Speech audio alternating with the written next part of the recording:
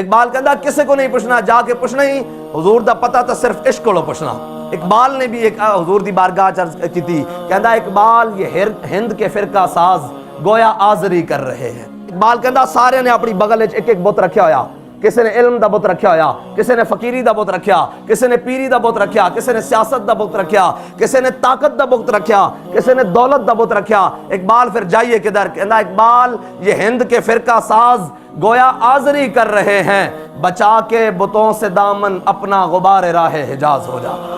کہنا ہے نا سارے بتوں کو جان چھڑا کے امام الانبیاء دے دردی خاک بن جا۔ اور اقبال تو تا کہنا اس دردی خاک بن جاؤ تے تو تا خود مدینہ پاک نہیں گیا، پھر خاک بننا کس طرح ہے؟ پھر اقبال خود ہی کہندا ہوا ہو ایسی ہندوستان سے ہے اقبال، اڑا کے مجھ کو غبار راہ حجاز کرے۔ اقبال کہندا حضور میری تا اتنی بساط نہیں کہ میں تہاڈی بارگاہ چاواں، تو غنی از ہر دو عالم من فقیر، روز محشر عذر ہائے من پذیر، ور حساب امرات بینی ناگزیر، از نگاہ مصطفیٰ پنہاں بگیر، سرود رفتہ باز آیت کے نائد، نسیم از حجاز آیت کے نائد، سر آمد بروزگار این فقیرے، دیگر دانائے راز آیت کے نائد۔ کہندا حضور میری اتنی بساط نہیں میں تہاڈی بارگاہ چاواں، او تا قیامت والے دن بھی کہندا کہ یا اللہ تو اگر میرے کو حساب لینا تے حضور دی نگاہ ناز تو پوشیدہ پوشیدہ لینا، میں کیویں حضور دا سامنا کراں گا کہ میں تہاڈا امت ہی ہے کرتوت لے کے آیا پھردا؟ اے تے اقبال دا عشق رسول ہے۔ اقبال پھر حضور دے در دی خاک ہونا کس طرح؟ اقبال کہندا ہوا ہو ایسی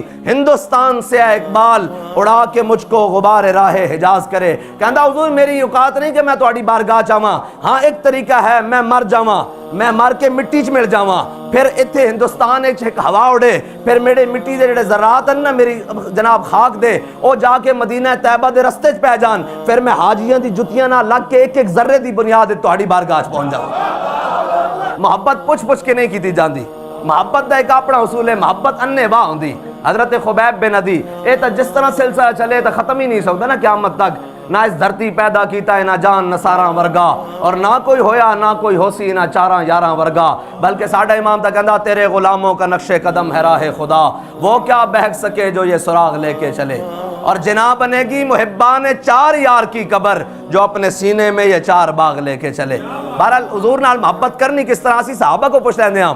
حضرت خبیب بن عدی ایک غزوہ بدر تو بعد 3 صحابہ ایک کفار مکہ دے ہاں گرفتار ہو گئے، کفار مکہ نے باقی 2 شہید کر دیتے، حضرت خبیب بن عدی بچ گئے، انہوں نے پورے علاقے اعلان کر دیتا، انہوں نے کہا حضور دا غلام قابو آ گیا، تسی بدلہ لینا سارے آ جاؤ۔ 70 مرے ہوئے سن سردار اور کافر بدر وچ، انہاں سارے آ گئے، انہاں دے عورتاں بھی آ گئے، مرد بھی آ گئے، بچے بھی آ گئے، بوڑھے بھی آ گئے، جوان بھی آ گئے، تلواراں تیر نیزے بھالے کینچیاں سارا کچھ لے کے آ گئے۔ حضرت خبیب بن عدی نو جدو مقام تنیم اس طرح جناب بیڑیاں نہ جگڑ کے لے آیا گیا نا، تے حضرت خبیب بن عدی نو انہوں نے پوچھا، انہوں نے کہا خبیب ہونے تینوں شہید کر دیتا جانا، اور جناب تختہ دار لگا دیتا گیا، ٹک ٹکی پھانسی گھاٹ لگا دیتا گیا، اور انہوں نے کہا جناب خبیب تیری کوئی آخری خواہش؟ تے حضرت خبیب بن عدی نے کہا ہاں میری آخری خواہش ہے۔ انہوں نے کہا کی؟ انہوں نے کہا 2 رکعت نماز نفل پڑھن دیو۔ جدو آپ نے 2 رکعت نماز نفل پڑھے نا تے بڑی جلدی جلدی پڑھے ان کر کے، جلدی جلدی جدو پڑھے نا تے او جناب آپ چلے، آپ نے فرمایا یار میری زندگی دی آخری نماز سی، میرا دل تا کردہ سی میں لمبی کر کے پڑھا، لیکن میں اس واسطے مختصر پڑھی کہ سامنے حضور دے دشمن کھڑے کدھر اے دل وچ نہ خیال نہ آن کہ محمد عربی دا غلام موت دے ڈر تو لمیاں نمازاں پڑھدا۔ حضرت خبیب بن عدی نو لے آئے، آپ دا ترانہ شہادت موجود ہے، اللہم احسم عددا وقتلہم بددا لا تبقی منہم احدا، یا اللہ انہاں نے میرا جسم بھی کٹ دیتا، ہن تا زندہ رہن دی امید بھی ختم ہو گئی، یا اللہ انہاں سارے نو گن لے۔ جدو آپ دا جسم این کینچیاں نہ کٹیا جا رہا نا، اے ہے محبت رسول، محبت دے اپنے اپنے تقاضے ہوندے ہیں۔ آپ دا جسم این کر کے تلوار تیر جس نو جو ملیا، 70 انہاں دے مرے ہوئے سن، پورا خاندان پورے قبیلے والے آ گئے، قریش والے سارے، انہوں نے کہا جناب بدلہ لئیے ایک محمد عربی دے غلام کولو، اور جناب بنیا آیا آپ نو تختہ دار تے آپ دا جسم جدو کٹیا جا رہا نا، اس ٹائم کسی نے مجمع چو آواز لائی، انہوں نے کہا خبیب ہن تا سوچدا ہونا نا کہ اس تختہ دار ہوتے میں نہ ہوندا،